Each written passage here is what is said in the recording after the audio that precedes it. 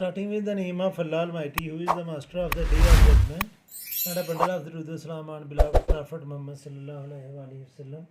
Dear students, exercise 9.2, question number 9, and the statement of the question is: in the following figure, find measure of angle C. Angle C students हमने find करना है, and angle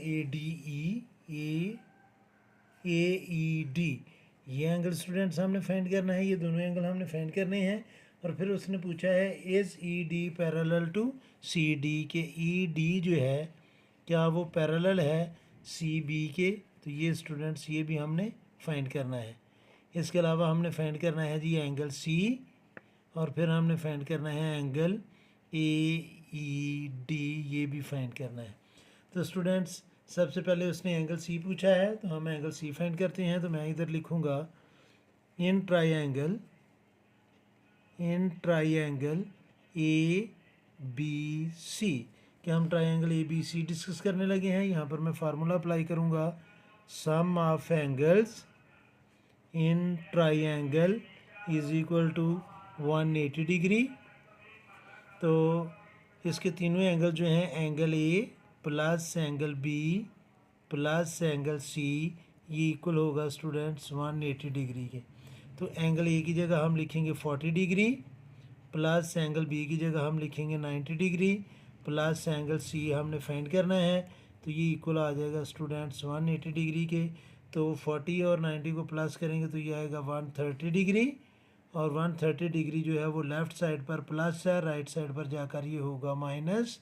तो ये angle C की value हमारे पास आ जाएगी 180 degree minus 130 degree. तो ये आ जाएगा स्टूडेंट्स 50 डिग्री के। उम्मीद है कि आपको इसकी समझ आ गई होगी। एंगल सी जो है वो आ गया हमारे पास 50 डिग्री। अब स्टूडेंट्स हमने फाइंड करना है एंगल ई। तो एंगल ई के लिए हम ट्रायंगल डिस्कस करेंगे student.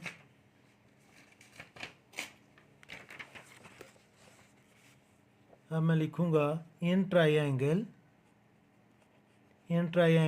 A D E, sum of angles in triangle is equal to 180 degree.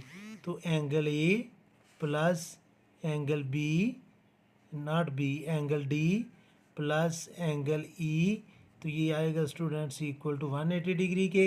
Angle A की जगह हम लिखेंगे 40 degree. Angle D right angle है, ये जो स्क्वायर बॉक्स है ये हमें बता रहा है कि ये राइट एंगल है। और एंगल ई जो है वो स्टूडेंट सामने फाइंड करना है।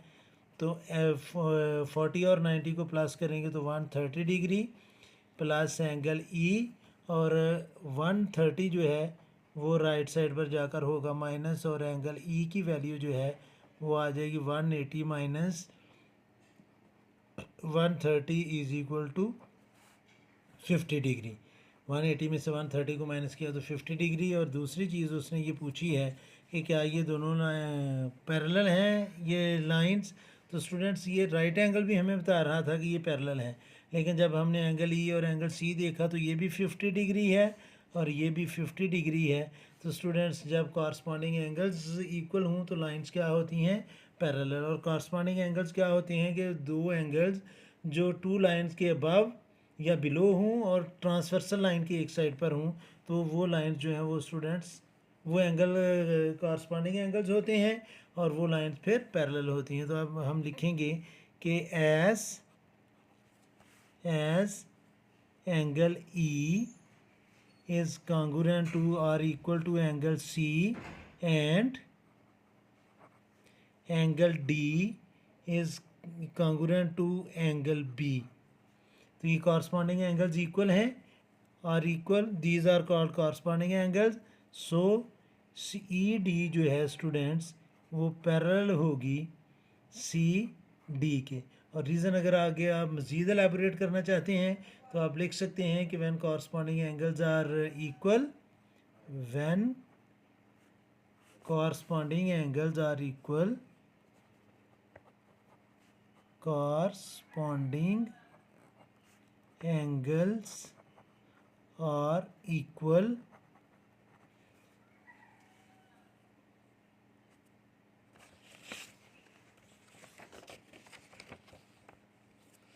then the lines are parallel, then the lines are parallel।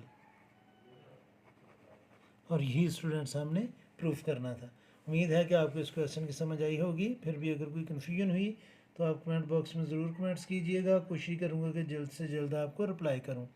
और आखिर में हमेशा की तरह अल्लाह से दुआ करूँगा कि आप सब हमेशा खुश रहें और ज़िंदगी के हर मैदान में कामयाब हों। आमीन। अल्लाह हाफिज़।